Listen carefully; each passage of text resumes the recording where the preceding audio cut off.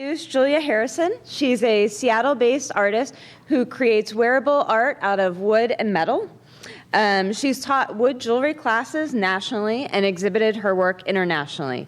Recently, she was in an exhibition called Wood at Velvet Da Vinci. She was born in a treehouse, like in Swiss Family Robinson. Her parents were wood nymphs, and they would spend their evenings together whittling wood. Not really, but when you see her work, you might believe this.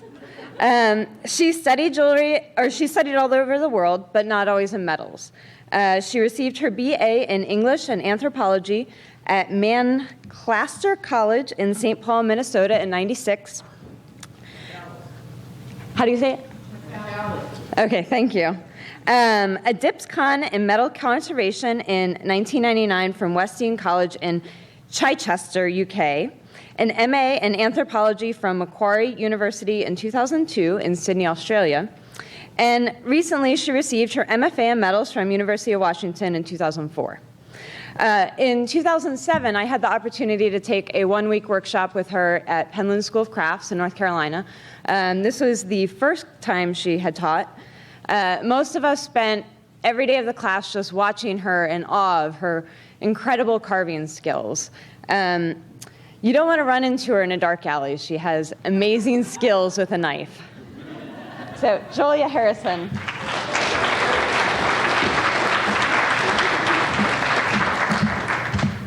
Well, that's what happens when you give your introducer free rein. I did say make stuff up, didn't I? Well done, thank you. And it's such a treat to be introduced by someone who was in my first ever class. I also see some other former students here, former teachers. So it's a really exciting thing to be in front of a group of people who are really a community. And I want to thank you guys all so much. Thank you to the Guild for the invitation, and thank you all for being here and for sticking it out this long. I really, really appreciate that. So when this invitation came sort of out of the blue, it gave me a really, really rare and valuable opportunity to step back from the frenzy of making things and try and look for some themes in my own work. And I have to admit that for quite a while, I was really scratching my head. I do a lot of different kinds of things. I build light fixtures, I make books, I work in all different kinds of materials. And at one point, I just threw my hands up in the air and I said, my God, my work is all over the place. And kind of when I said that, it clicked. I was like, where have I heard that before? Oh, people have said that about me. And I started to think really strongly about the relationship between how I live my life and the kind of work that I am able to produce under the circumstances that I put myself in. So between 1995 and 2008, I lived on 4 continents in more than a dozen cities, villages, small towns, and I was never at any single address for longer than a year. Often I was in places for much less time and in very transient circumstances. So I was a subletter, usually an illegal subletter. I was a house sitter. I was a couch surfer. And there are people here who are nodding and smiling because they also had my belongings living in their basements for long periods of time. So they remembered this phase of my life very well. So during this time period that was really exciting and unsettled, I was, of course, meeting a lot of wonderful people and having all sorts of adventures and seeing all kinds of things that have inspired and informed my work. But what I would like to talk about today is actually kind of the drier side. So the material concerns and the practical strategies that I came up with that allowed me to continue to make work. And the reason that I am really interested in these principles right now is that despite the fact that I've been back in Seattle now for almost 5 years and have been living in one place for 3.5 years, which is a record for me, these rules that I set up while I was on the road continue to really strongly influence the kind of work that I make and how I work. And I think it's really instructive to kind of look at the rules that you stick to, and especially if they bind you even more tightly when you're breaking them than when you're following them. So this equation right here, 62 inches, 50 pounds, give or take, changed over the years, but for a long time, this was basically the equation of my life. This was the limit on baggage that you could check on international flights. And, sometimes you could do 2 bags, sometimes you could only do 1. But for years and years and years, I would literally, before I bought anything, before I accepted a gift, before I collected something, I would weigh it in my hands and think, is this thing worth the wait? I would apply the same stricture to the tools that I had with me and the work that I made. So sometimes I would abandon things that didn't pass that test. So my kind of, the really important qualities that I looked for in things that I chose to either depend on or care about were lightness, smallness, portability, and versatility. So I really could not have chosen better than to be a jeweler. This is a piece that I actually made relatively recently, but it would have stood the test of my years on the road. It's called Generous, and it's carved out of maple, and as you can see, it's a ring. It's quite small, and like a lot of wood jewelry, it's very, very light. I also tend naturally to like bulbous shapes, things that pack well and don't have sharp corners that catch either on your skin or your clothing while you're wearing them, or catch in your stuff if you've thrown them in a bag with a bunch of other stuff. The other thing that I really love about jewelry is that it seems to be sort of exempt from a lot of rules. I have on more than one occasion started to get on a plane and discovered that one of my bags was overweight, gone in, taken out all of my jewelry, put it on, and then been allowed on the flight. So even though I was still taking exactly the same amount of stuff on the plane, the fact that it was all kind of mounted on my body somehow made it okay. And that's really handy. If you get nothing else out of today, I think that's a useful tip to know about. They don't count that stuff. So I mentioned versatility, and it's a quality that I look for in so many different things. One of, if you've ever read The Hitchhiker's Guide to the Galaxy, there's that whole spiel about how travelers should always have a towel with them, and there's a long list of what you can use your towel for. One of my things is a lingerie bag, and if anyone is curious about that, I can tell you at least a dozen different things to do with a lingerie bag. And I believe that other things should be the same way. So most of my tools are used in multiple different settings and different uses. And I think that jewelry is exactly the same thing. So a good piece of jewelry is something that is, it gives you, a sense of beauty and of courage when you wear it. It also is a lovely thing to have around. So if you're in a place that's unfamiliar or maybe kind of unpleasant, having a little thing that you like to look at can make all the difference. So I try really hard to make my work act as a small sculpture or a small contemplative object when it's not being worn. And it's also really great that jewelry, by being with you, is a kind of reminder of things. I mean, it's like the idea of wearing a string on your finger when you need to remember to buy milk. So this ring, like I said, it's called Generous, and it's to remind me to be generous both to myself and to others, because those are things that don't always come very naturally to me. And if I have it on my hand, it's like a constant quiet reminder to myself. And then I also mentioned, of course, lightness and smallness. I tend to work in wood, which, except for some of the exotic woods, as many of my students know, especially ironwood, they're generally pretty light. And I also work subtractively. So my work, by virtue of coming into being, is always getting smaller. With very few exceptions, it is as big, the piece is as big at the beginning as it's ever going to be.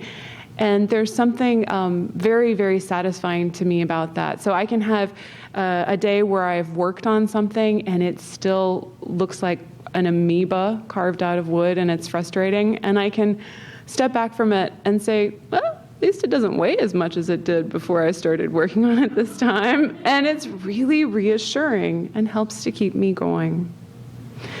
I wanted to show you a little of some of the tools that I depend on. Like I said, I tend to keep things pretty minimal. These tools right here, a set of scalpels, an X-Acto handle, and this really awesome little saw that I bought in 2000. These were the tools that I used exclusively for the carving that I did for a little over a year. So I was making very, very small things.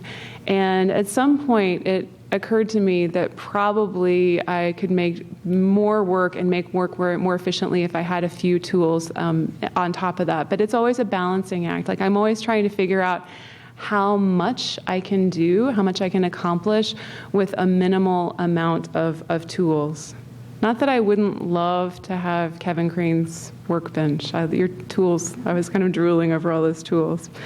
So this is the set that I depend on most heavily as a carver. This is a company that really owes me some royalty checks because I mention them all the time.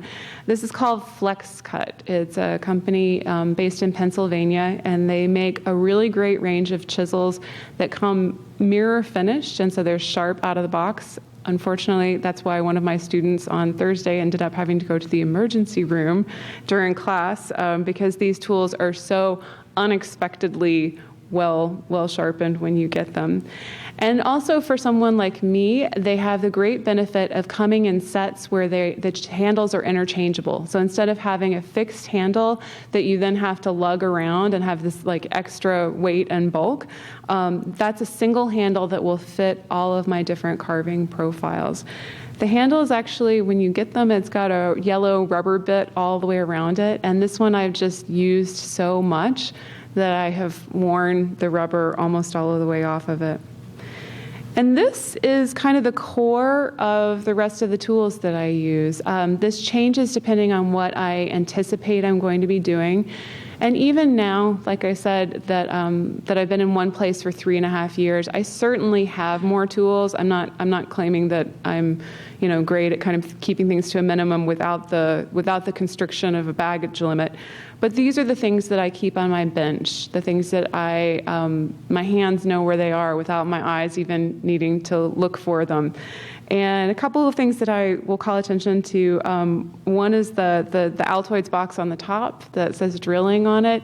I don't actually have a flex shaft, so I do all of my drilling either with a little egg beater drill or with a pin vise. So all of my settings, pretty much, with very few exceptions, are drilled in. So I construct the findings out of wire and then insert them into the wood using drills. And sometimes I've been in situations where I needed to do a big drill and I didn't have my egg beater with me. And then I have actually resorted to just wrapping a large drill bit in tape and just cranking on it. The secret to that is like watching TV while you're doing it so you don't notice how slowly it's going. So then I've got my handy dandy bench pen, which lets me turn any borrowed desk or countertop or whatever into a jewelry studio, and then a sort of assortment of jeweler's hand tools. And then those, on the Altoids tin on the bottom, those are my pin catches, and this is something that I have to thank Andy so much for. I would have spent years trying to figure this out if he hadn't given me a shortcut. So he taught me how to do this really simple post setting, and this is what I've used for my pin backs for years. And so you can have royalties on that, I promise. And so I will sit down about every 2 or 3 years. I sit down and I make 100 sets, and then I just carry them around and use them for the rest of the time. If I am setting off somewhere, I generally take some blanks with me. I might not know what I am going to make, and so this is a really helpful kind of kick in the pants to get started. I do find that sometimes, unless I have a really specific idea, a block of wood is like a blank sheet of paper, and it can kind of just make everything in your head go away. And so having a little bit of a start is really, really useful. And so this is something that I continue to do today. So if I am struggling with something, then I'll just go and cut some blanks and know that I'm basically stockpiling inspiration for another time. time. So you can see on the top there are blanks for some tiny little hands that will appear later. The next thing down is a whole a kind of shaft, I guess, of ring blanks. So I drill the ring, and then by having them on that long stick, I have the whole stick to hold on to while I'm carving, so that I'm not carving quite so close to my hands and not having to hunch up so much. So that's one of the ergonomic things that I have certainly learned the hard way. And then the rest of those are cuffs, like the one I have on right now. And I love doing the cuffs. I've only ever sold 2 of them in my entire career, and to the same person, and that only last year. So they are like hardly a moneymaker, but I find something really satisfying about them being so complete in and of themselves. And I love taking these very anonymous blanks and seeing how many different directions I can go in them. So in that first picture, there was one that was carved to look like a braid, and that was from a series that I was working on that was about the women characters in Little House on the Prairie. So that one was going to turn into a piece about Mary. And then this one, totally different. This is a bunch of little buttocks that are joined together.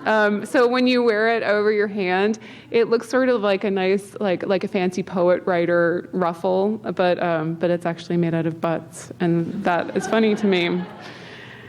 And then this is, one of these is the one that I have on here.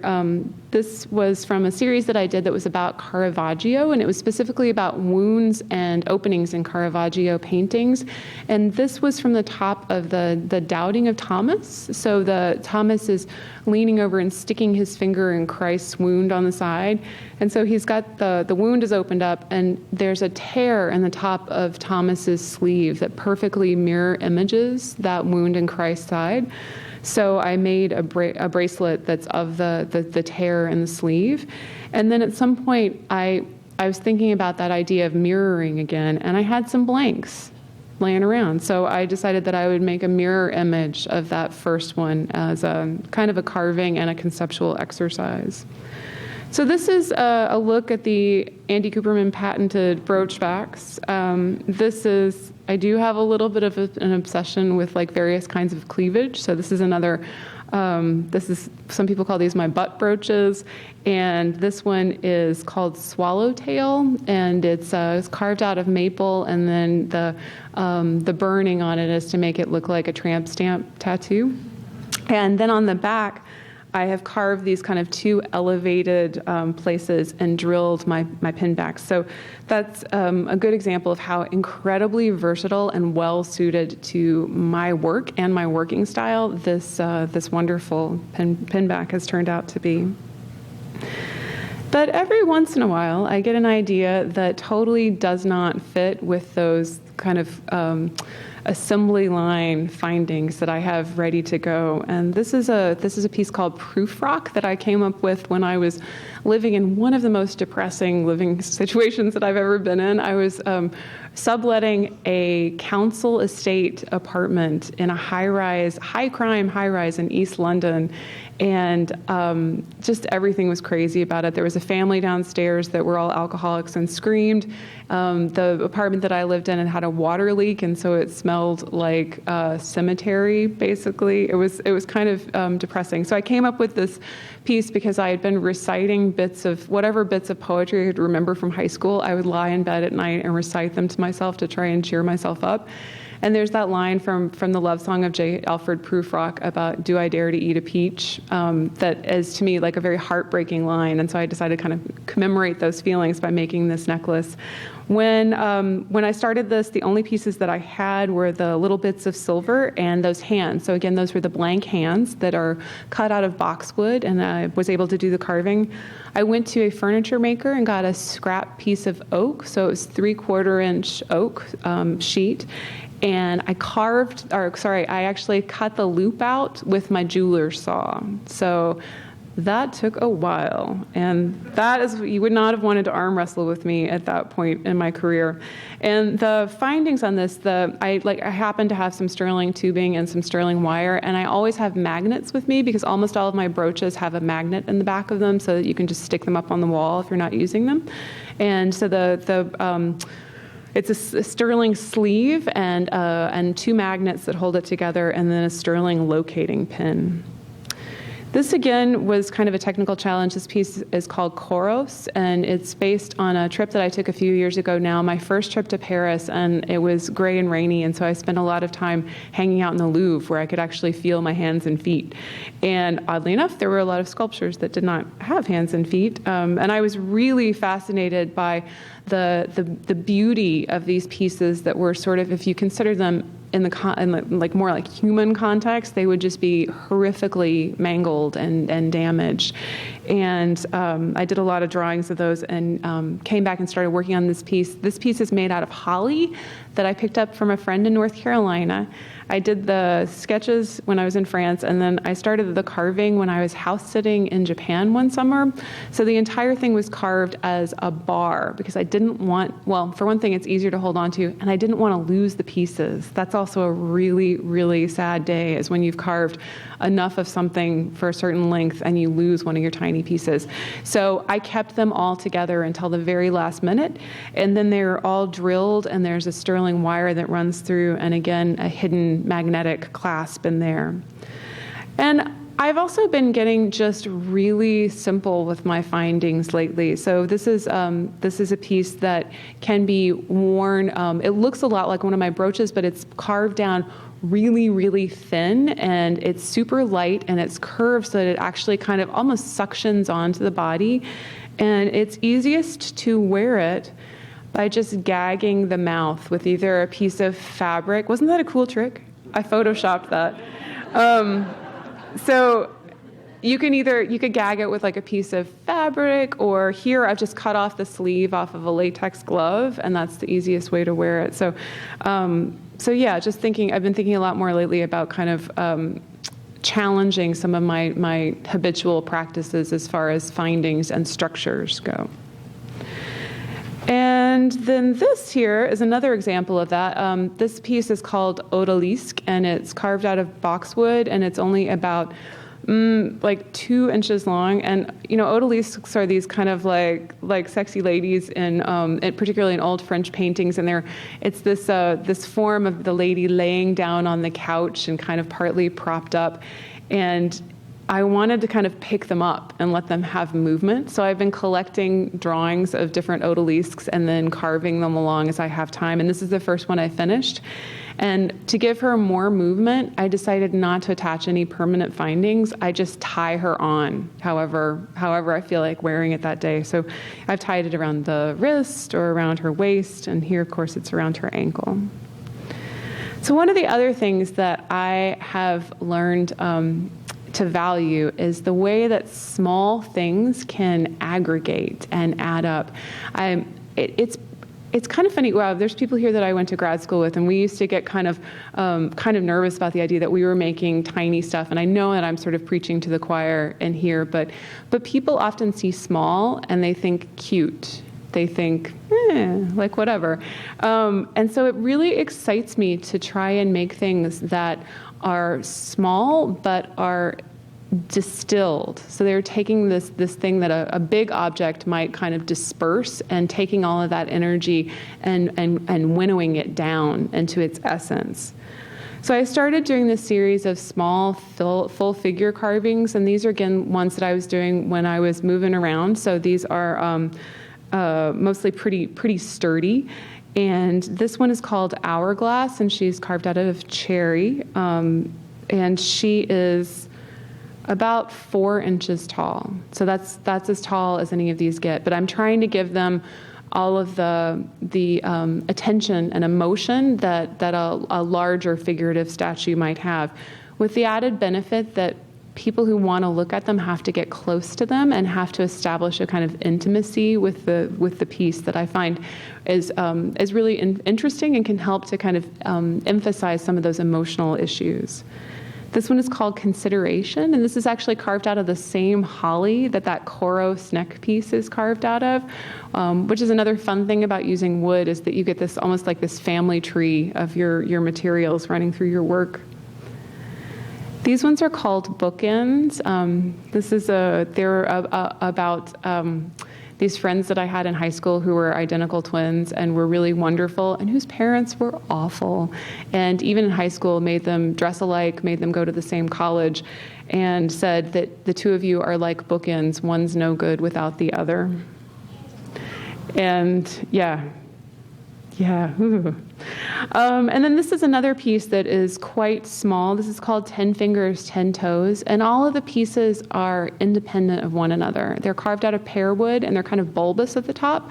So when you sit them down, they're kind of like little tumbly blocks. They roll around, and you have to find a new arrangement for them every time. And that's something else that I'm kind of trying to wrap my head around and make peace with, is the idea that that things can be flexible and can kind of evolve in different situations.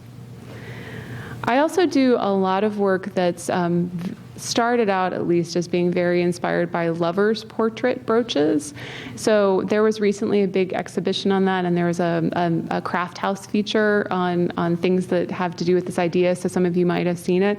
So this started out as being a thing where people who were having relationships that they couldn't be public about, so they couldn't have a full-face portrait that was easily recognizable, they would have a miniature portrait made of just a part of their lover, and they could wear that around and keep them close, but without kind of jeopardizing their public relationship. And I love that idea of that small part of the person standing not just for the whole person, but also for their relationship. And I think it must have been beautiful to see people wearing these things in their original context. And so now that I'm kind of hanging around with my pieces more. I used to like make stuff, and then whenever I came back home, I would just put it in storage in my parents' garage, where admittedly most of my stuff still is. But now I have more of my things around, and I'm actually experimenting more with creating those relationships between them and placing things together that weren't made at the same time, weren't made to be together, just to see what can happen. So this one is a bluebell on the left and aviator on the right. And then here's a group that adds in Kamakura, which is the top left. It's one that's based on a Japanese guardian statue and has a reverse painted glass eye.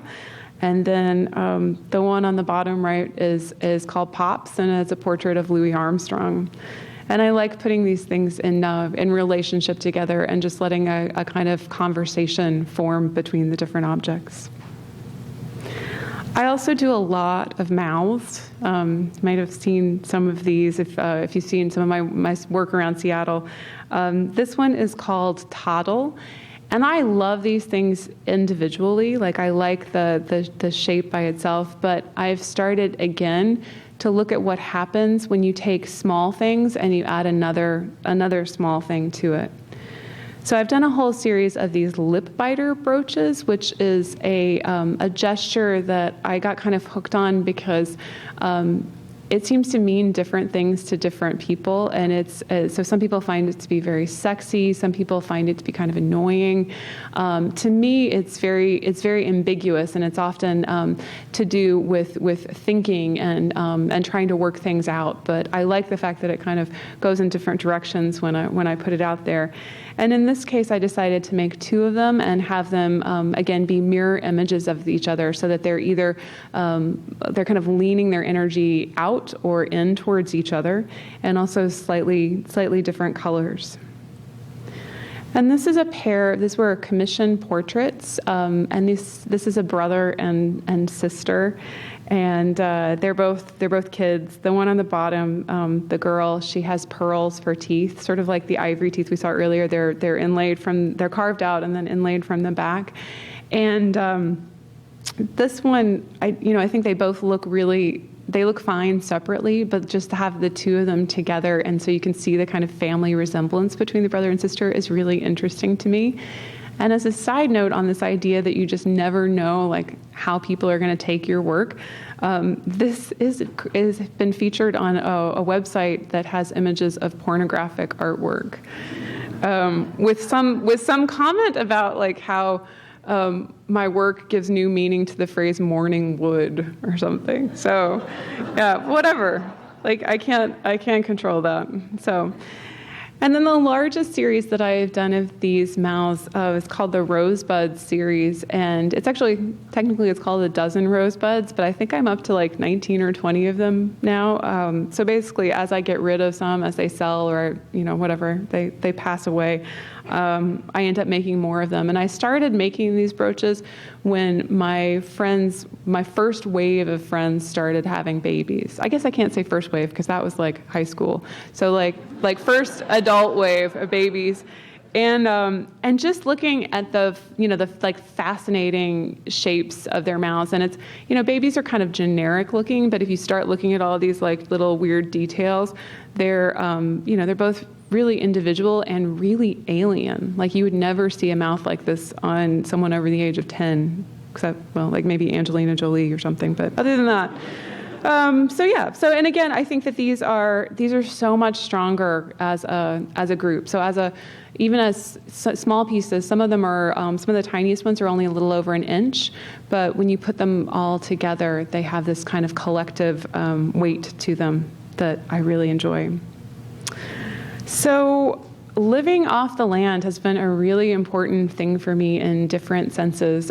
So from like eating local street food or just shopping out of thrift stores or flea markets or whatever, it's kind of one of those ideas that started out being an economic necessity and really turned into one of my favorite things about living in different places, and actually continues to be one of my favorite things about just kind of being on Earth, actually, is finding the resources that are available to you in the place that you are.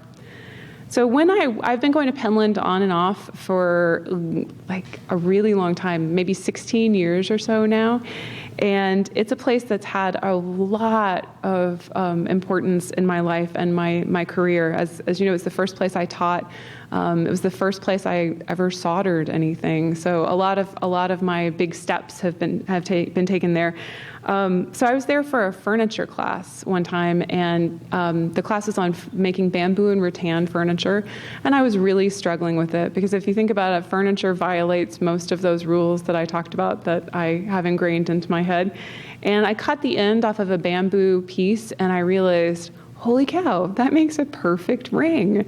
And I stuck it on my finger, and I started to get really excited about having bamboo as jewelry. So this is actually the one I'm wearing is the first one I ever made, and I still wear it pretty regularly.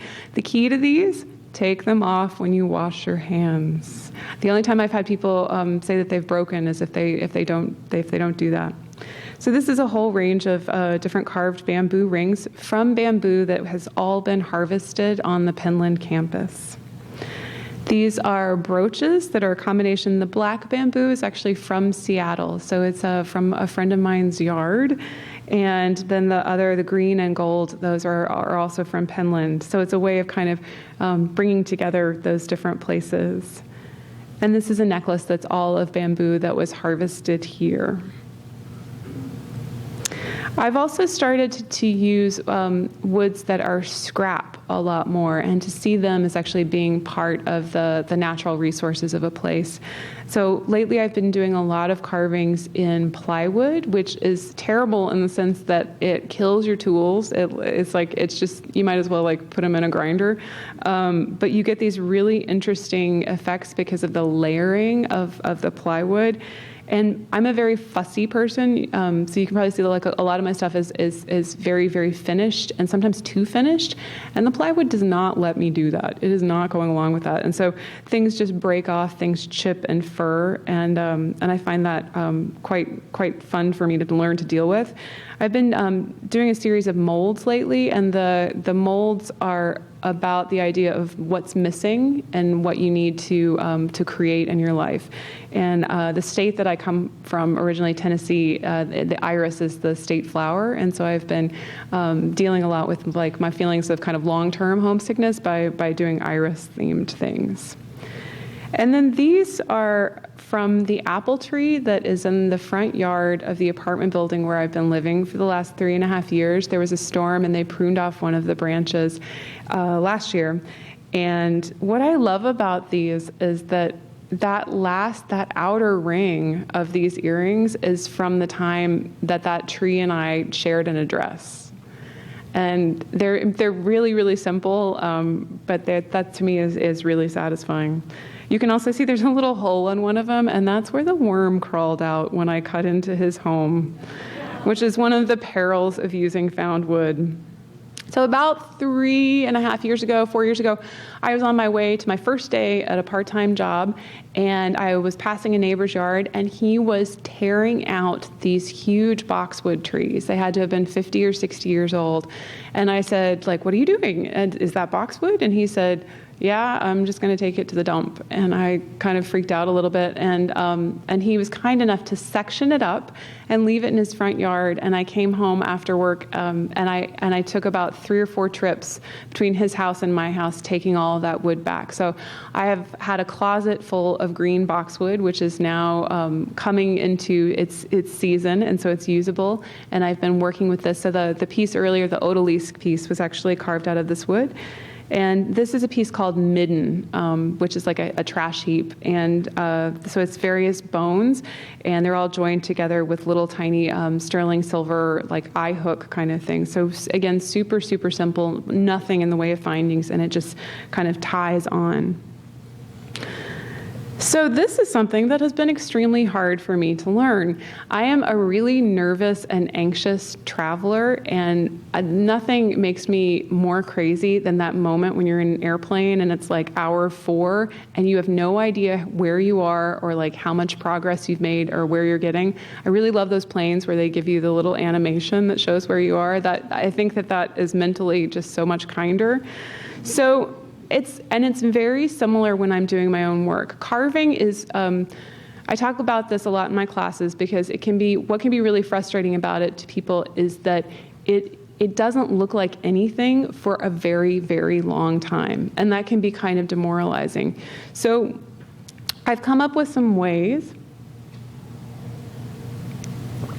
of kind of tricking myself into keeping going.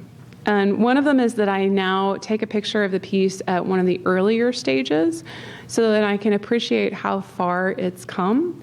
So this is a piece of a piece. It's a picture of a piece of spalted cherry wood that became this carving right here.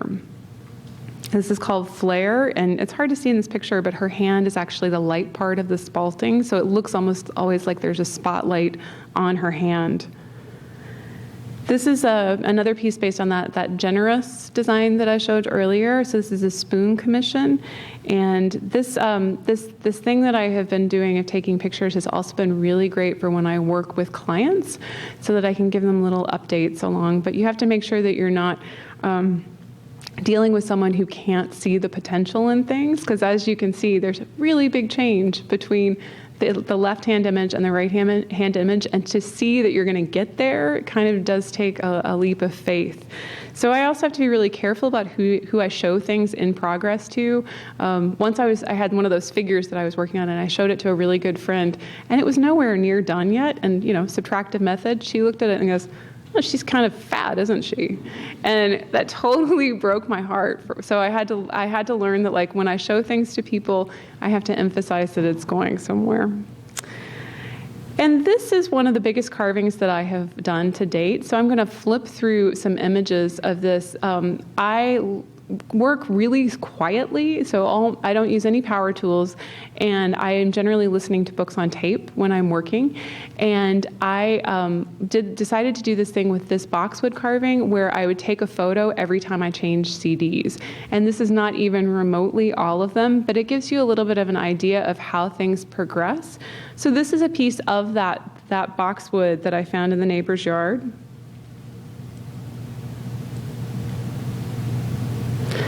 And I love those moments when it's almost like it's melting and the holes appear and then the holes get bigger.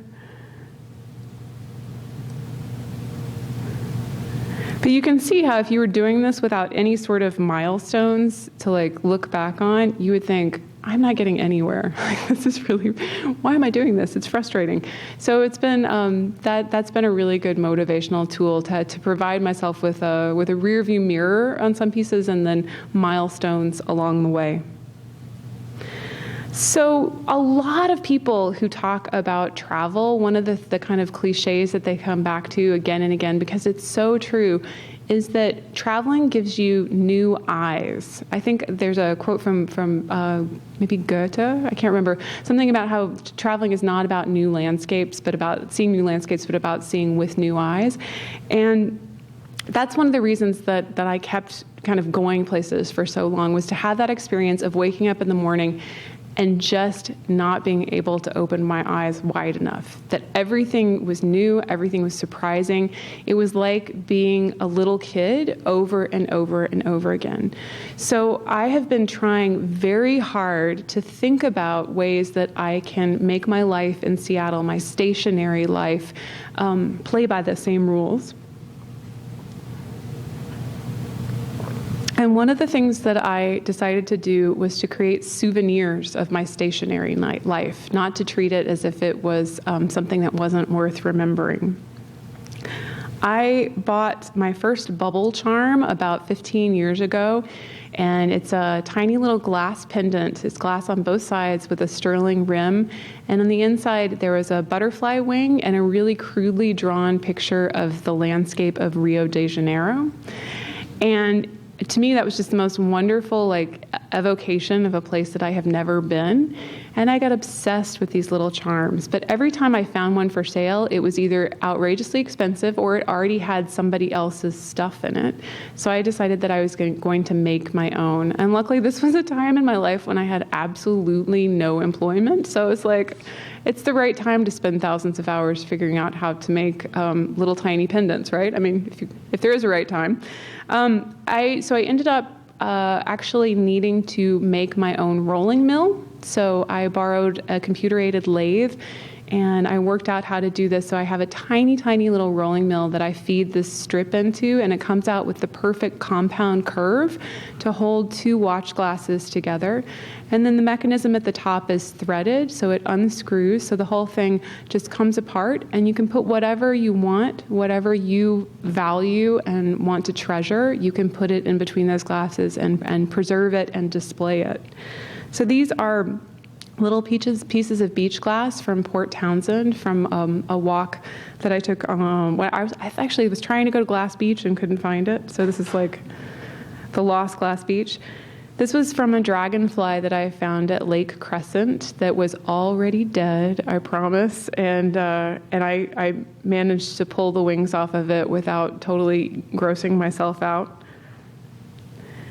This one was a stone, an opal that I had been carrying around for years and realized I'm never going to set this. I'm not a stone setter.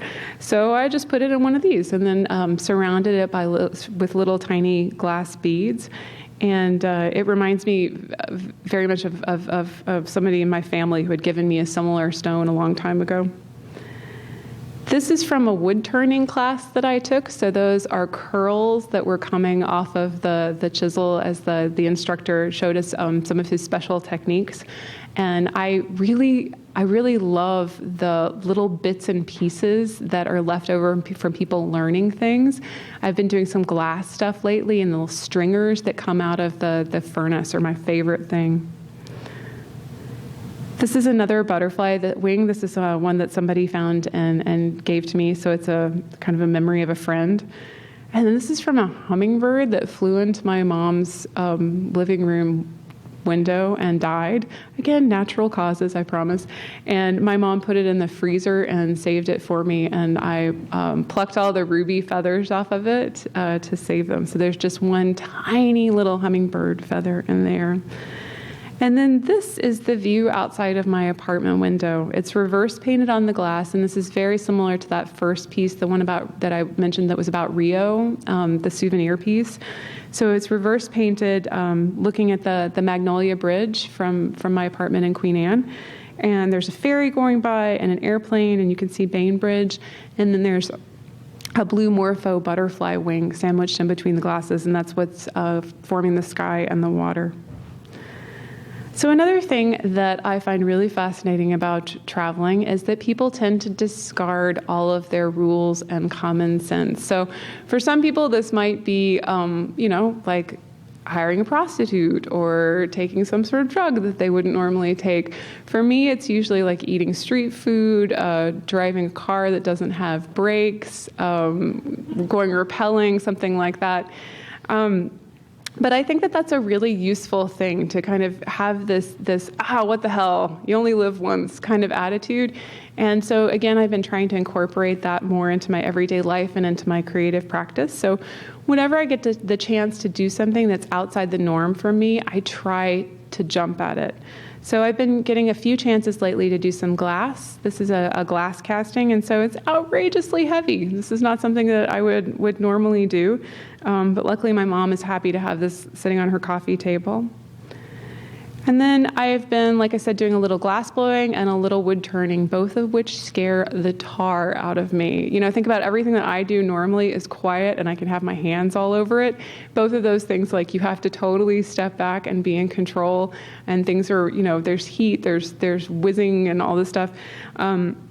So because of that, another kind of shortcut that I've come up with for myself is that whenever I have a chance and I can't think of something better to do, I always resort to these doll forms. These are based on a doll that I saw in a museum in Whitby, England, that was called the Wooden Bess. And if you can imagine being a small child in cold, rainy northern England and having a wooden doll to cuddle. Ooh.